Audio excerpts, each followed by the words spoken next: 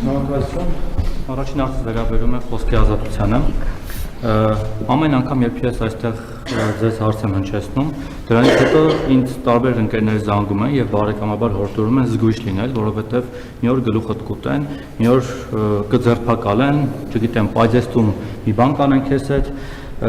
Ինչպես տեսնում եք, ես հիմա այստեղ եմ ողջ առողջ, ոչ ձեր կողքին, բայց ձեր առջև կանգնած։ Այս իմաստով, բայց սա դեռ չի, այսքանով չի սահմանափակում ամեն ինչ, իհարկե ֆիզիկական բռնության չեմ ենթարկվել, բայց ենթարկվում եմ հոգեբանական եւ այլ տեսակի արշավանքների, ձեր հետևորդների, աջակիցների, թիմակիցների եւ թույլ տվեք ասել զոմբիների կողմից, այդպես շատ են ձևակերպում։ Նույնը տեղի ունենում նաեւ իդեպ Ռոբերտ Քոչարյանի հետ կապված, երբ որ իր մասին մի թթու խոսք եմ ասում կամ հրապարակում, իր այսպես ասած զոմբիներն են հարձակվում ին վրա եւ ինչպես ձերանք են հայոյանքներ, սպառնալիքներ, սուր տեղեկություններ տահածում, այնպես էլ Քոչարյանի հետևորդները, աջակիցներն ու զոմբիները։ Եվ սա այն կոնտեքստում, երբ որ դուք կառավարությունը հռչակել է ծրագիր, որով պետք է ատելության խոսքի դեմ պայքարի, այսպես է պայքարում ատելության խոսքի դեմ, երբ միևնույն ժամանակ օրինակ հրապարակ թերթի խմբագիր ձեր նախկին գործընկերոջ մեկ տարի առաջվա հրապարակման մեջ քննչական կոմիտեն չգիտես ինչու ինչ որ սահմանադրական կարգի տապալման սպառնալիք էր տեսել, հետո որոշեց, որ պետք է կարճի։ Նույն ձև ձեր թիմակիցները խոսքի ազատության ճնշումների մեջ են ենթարկվում, 2 օր առաջ ես հրապարակել էի իմ լրատվամիջոցում, որ ՔՊ-ի ներքին խմբում չաթում, չգիտեմ դուք այդ չաթում կաք թե ոչ, Վահագն անունով մի կուսակցական հանդգնել էր դժգոհել Ռոմանոս Պետրոսյանից եւ նրա ղեկավարացիից, որովհետեւ ժամեր շարունակ բարբերաբար իրենք լույս չեն ունենում եւ նրան սաստել էր Էդգար Հակոբյան անունով պատգամավորը եւ ստիպած նա հրաժարվել էր դուրս էր եկել կուսակցություն չաթից, հավանաբար նաեւ կուսակցությունից։ Այդ ամեն ինչը ինձ մոտ կա, կարող եք տեսնել։ Սա մեկ, ինչպես եք վերաբերվում այս ամեն ինչի, ոնց եք պատրաստվում զսպել ձեր հետևորդներին, եւ երկրորդը, ուրեմն դուք անընդհատ խոսում եք Արցախի այսպես էջը փակելու մասին, բայց ես ուզում եմ հիշեցնել 2021-26 թվականների կառավարության ծրագիրը, իդեպ այդ մասին գրառում եք կատարել ձեր նախկին փոխնախարար Գայանե Գաբրելյանը, որը իդեպ ձեր վարչապետի ակտիվ մասնակիցներից էր, եւ նշել է, որ դուք նախ այդ ծրագրին, որին դուք ամբողջ թիմով կողմ եք քվեարկել, Արցախ բառը օգտագործել եք 11 անգամ, Ղարաբաղը 7 եւ ծրագրից հատվածները 1-2-ը կարդամ, երկար չէ։ Օրինակ Արցախի ժողովրդի իրավունքների եւ անվտանգության ապահովում, պաշտպանելու է Հայաստանի ու Արցախի շահերը Հայաստանի կառավարությունը, Արցախի հետպատերազմյան վերականգնում, ջանք չի խնայելու Արցախում արժանապատիվ եւ բարեկեցիկ կյանքի պայմաններ ստեղծելու համար, Արցախի իշխանությունների հետ համագործակցության խորացում, Արցախի հետ գործակցության նոր ձևաչափերի ստեղծում, Հայաստանի Հանրապետությունը շարունակելու է լինել Արցախի ժողովրդի անվտանգության երաշխավորը եւ այսպես շարունակ։ Դուք մի ծրագիր եք քվեարկել, որի ոչ մի կետ փաստորեն չեք կատարել, գոնե այս Արցախի մասով։ Հիմա դուք ինչ խոստում եք կատարել, ձեր հետև ընտրողներին ինչ եք խոստանալու, եթե մարդիկ գան ու ասեն ես ձեզ ձայն եմ տվեք 21 թվականին, նայելով հենց այս ծրագիրը, նաև ձեր ՔՊ-ի կուսակցական ծրագիրը։ Հիմա դուք այս կետերից ոչ մեկը Արցախի մասով առնվազն չեք կատարել։ Հանուն ինչի պիտի ձեզ ընտրեն։ Կառավարության ծրագրում եւ ընդ որում կառավարության ծրագրի նախաբանում հստակ գրված է, որ Հայաստանի Հանրապետության ժողովրդի առաջ կառավարության ստանձնած մեծագույն պարտավորությունը տարածաշրջանում խաղաղության էջը բացելն է եւ խաղաղություն հաստատելը ըստ էության, մեջբերում ես եթե բառացի չի, իմաստային ճիշտ է, այսինքն մենք հստակ արձանագրել ենք եւ ես ձեր ասածին տասնյակ անգամներով անդրադարձել եմ, այդ թվում կուսակցության 7-րդ հերթական համաժողովում ունեցած ընդարձակ ելույթում, որ մենք մի նախընտրական ծրագրով մտել ենք ընտրական process, որը եղել է այո, ավանդական, հայկական, ՔՊ դրոպ դաշնակցական ծրագիր, բայց մենք լրիվ ուրիշ ծրագրով դուրս ենք եկել, որովհետև այդ ընթացքում Հայաստանի Հանրապետության քաղաքացիները եւ հատկապես քաղաքացիներից այն հատվածը, ում ես պայմանականորեն անվանեցի սնուցող մայրեր, նրանք շատ կոնկրետ պատգամավոր են հանդես եկել, մեզ հորդորելով խաղաղությունը դարձնել բացարձակ առաջնահերթություն։ Երկրորդը Ղարաբաղի հետ կապված ոչ մի կառավարություն չի արել Ղարաբաղի համար այնքան, որքան արել է մեր կառավարությունը եւ դա թվերով տեսանելի եւ ապացուցելի է։ Եվ եւ ուզում եմ արձանագրել, որ Հայաստանի Հանրապետության կառավարությունը ամեն ինչ արել է եւ ձեր ասած ուժերն էին, որ տոնում էին Ղարաբաղում իշխանություն վերցնելը, որ հեսա տեսեք ինչ ենք անելու եւ նրանց իշխանություն վերցնելու բոլորը հիշում եք, ես իրադարձությունները չնկարագրեմ, ընդամենը օրեր հետո ամեն ինչ ավարտվեց։ Հիմա այդ ձեր ասած նույն ուժերը, բացարձակապես նույն ուժերը, նույն ուզում են անել Հայաստանի Հանրապետության հետ։ Խորհրդարանական ընտրությունների արդյունքներով։ Բացարձակապես նույնը։ Մի միլիմետրի տարբերություն չկա նրանց մտադրությունների մեջ, այն ինչ որ նրանք արեցին, խորհրդարանում շնորհավորում էին իրար մարդիկ, որ Ղարաբաղում իշխանությունը վերցրել են, հիմա տեսեք ինչ են անելու։ Տեսանք թե ինչ են անելու։ Մենք հստակ ծրագիր էինք առաջարկել եւ այդ ծրագիրը մերժվել է հենց ձեր ասած ուժերի հորդորով եւ ուժերի ներկայացուցիչների կողմից, ովքեր Լեռնային Ղարաբաղում ստանձնել էին իշխանություն։ Եվ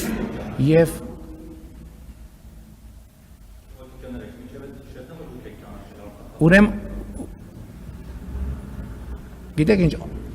Լեռնային Ղարաբաղը միշտ եղել է Ադրբեջանի կազմում եւ Հայաստանի Հանրապետությունը միշտ ճանաչել է Ադրբեջանի կազմում, ուղղակի դա թաքցվել է։ 2 օր առաջ քաղաքաշինության կոմիտեի նախագահն եկել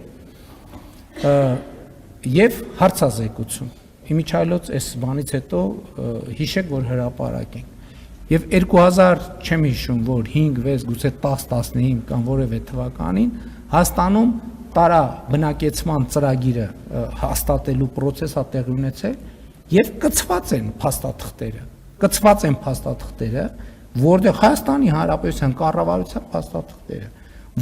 որտեղ Հայաստանից արևելք հատվածները, Հայաստանի սահմանագծված է, այնպես ինչպես մենք արձանագրել ենք խաղաղության նախասահմանագրված համաձայնագրում, իսկ դրանից արևելք մեծ տառերով գրած է Ադրբեջան։ Մեծ տառերով գրած Ադրբեջան։ Դա Հայաստանի Հանրապետության կառավարության պաշտոնական փաստաթուղթն է։ Այս այդքան ակնհայտ բանը։ Մեր խնդիրն ինչ է, որ մենք ըստ էության Հայաստանի Հանրապետության ժողովրդից եւ Ղարաբաղի ժողովրդից էլ թաքցվել է իրողությունը։ Ինչի է թաքցվել իրողությունը։ Ինչի է թաքցվել 1996 թվականի Լիսաբոնի գագաթաժողովի իրողությունը։ Հիմա էլ փաստաթղթերը ամբողջությամբ հրապարակված են։ Էլ չկա այդ վայ հրապարակեք փաստաթղթերը։ Հրապարակված են փաստաթղթերը, բայ ուր են այդ փաստաթղթերի, ինչու աղմուկ չկա այդ փաստաթղթերի մասին։ Չկա, որովհետև ամեն ինչ հրապարակված է։ Ամեն ինչ հրապարակված է եւ ամբողջ ճշմարտությունը դրված է ժողովրդի առաջ։ Բայց այդ ճշմարտությունը դեռ ունի զարգանալու տեղ, որ այդ պատմությունը ընդամենը եղել է հետեւյալը. Հայաստանի անկախ պետություն լինելը թույլ չտալը։ Եվ այդ process-ը ղեկավարել են Լևոն Տեր-Պետրոսյանը, հետո Ռոբերտ Քոչարյանը, հետո Սերժ Սարգսյանը, հիմա էլ նրանց հարակից ռուսաստանա-բելարուսական օլիգարխներին են բերել, հասկանալով, որ իրենց քարտը մարված է, հիմա էլ ռուսաստանա-բելարուսական օլիգարխներին են բերել։ Իմիջայլոց Այդ որ ինչի այդ հանրային հաղորդակցություն ինչի տեղի չի ունենում։ Ես հիմա ուղիղ եթերով եւ տասնյակ բաներով, առիթներով, ես նույնիսկ մարդկանց հետ շփվում եմ ուղիղ եթերում։ Ինչի ով է զրկված ուղիղ եթերից։ Այդ որ մեկ էլ հիմա ասում են պրոբացիան պաշտոնապես հրապարակել է, որ կարող է Սամվել Կարապետյանը մտնել ուղիղ եթեր։ Կարող է թողը մտնի ուղիղ եթեր, ասի ինչ է ասում։ Այդ որ հարգելիս թող մտնեն ուղիղ եթեր։ Այդ որ մի հատ էլ բան են անում, ասում են ուժեղի եւ թույլի հարց են բանանում, բարձրացնում։ Այդ մի հատ հասկանանք, այդ իրանք այդ ինչով են ուժեղ, մենք ինչով ենք թույլ։ Եթե կարան իրանք 30 անգամ ասենք ձգվեն այդ օլիգարխները, թող ուղիղ եթերում 30 անգամ ձգվեն, ես չեմ կարա 30 անգամ ձգվեմ, անկեղծ ձեզ ասեմ։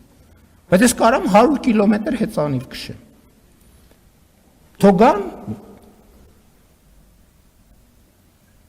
իրանք թող ձգվեն, ես հեծանիվ քշեմ, ես հեծանիվ քշելուց եմ ուղիղ։ Կարան ձգվեն, թող ձգվեն։ Ուրիշ ինչից են ուժեղ։ Ուրիշ ինչից են։ Ինտելեկտից են ուժեղ։ Թող մտնեն ուղիղ եթեր իրանց ինտելեկտը ցույց տան։ Թող մտնեն ուղիղ եթեր իրենց ինտելեկտը ցույց տան։ Թող իրենց ինտելեկտուալ կարողությունները ցույց տան, թող իրենց բառապաշարը ցույց տան։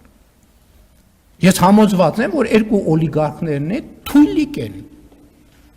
եւ վերլուծական մտքով եւ բառապաշարով։ Եվ ես կարծում եմ, որ եթե դա որևէ մեկը ապացուցված չի համարում, դա շատ հեշտ է ապացուցել։ Իրանք ուժեղ են իրենց աշխատած փողերով, իրենց փողերը աշխատել են իրենց կոռուպցիոն պապաների միջոցով։ Իրանք թույլ են, որպես բիզնեսմեն, իրանք թույլիկ են ուղղակի։ Եվ իրանք հիմա հասկացել են ինչ։ Հասկացել են, որ տնտեսական դաշտը հավասարվում է, եւ իրանք հայտնվելու են եւ հայտնվում են շարունակաբար այն կարգավիճակում, ինչ կարգավիճակում արժանի են։ Այդ մարդիկ իրանց փողերի մի հսկայական մասը իրանց չի։ Օտար երկրյա կոռուպցիոն համակարգերինն է եւ իրանք ընդամենը կառավարիչներ են բավականին թույլ։ Այդ մարդիկ դուք հիշում եք բանի հանրահայտ Պրիգոժինի բանը կադրը Ռուսաստանի նախագահի առաջ Ռուսաստանի նախագահին ուտելիք մատուցել։ Այդ մարդիկ նույնիսկ առաջի դեմքերին չեն ուտելիք մատուցող։ Այդ մարդիկ երրորդ, չորրորդական կարգի դեմքերին ուտելիք մատուցողներ են եւ եկել են Հայաստանում ուզում են ներկայանան որպես ուժեղ, ինչից են ուժեղ։ Ինչից։ Կարդացած են, ինտելեկտուալ են։ Թող ձգվեն 30 անգամ, ես կխոստովանեմ, որ իրանք ուժեղ են։ Ես չեմ կարող 30 անգամ ձգվել։ Կամ թող 100 կիլոմետր հեծանիվ քշեն։ Կխոստովանեմ, որ ուժեղ են։ Ինչ վերաբերում է ձեր առաջին հարցին, նախ եկեք արձանագրենք հետևյալը։ Եթե եկեք մենք կողմնորոշվենք, մենք ատելության խոսքը ուզում ենք համացանցում քրեորեն պատժելի դարձնենք, թե կամ որևէ ձևով պատժելի դարձնենք, թե չէ, որովհետև ընտրանքային, երբ որ համապատասխան մարմինները գործում են, հակառակ աղմուկն է տեղի ունենալու։ Այդ բուլինգը, որ կա համացանցում, այդ ինչ եք դուք ձեզ տենց առանձնահատուկ դափնիներ վերագրում։ Բոլորին չէ, բոլորիս։ Այդ ինչի, այդ ներողություն, այդ ինչի ոչ մի անգամ չեք նկատել իմ ընտանիքի անդամների, իմ մանկահասակ երեխաների,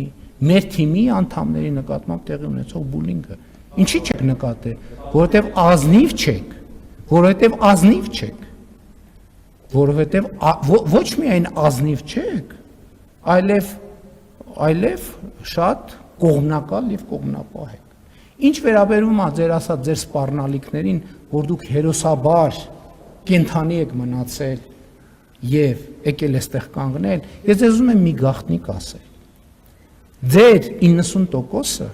2026 թվականի խորհրդարանական ընտրություններում քվեարկելու է մեր օգտին։ Գիտեք ինչի, որովհետև դուք ինձնից լավ գիտեք, որ հակառակ որևէ պարագայում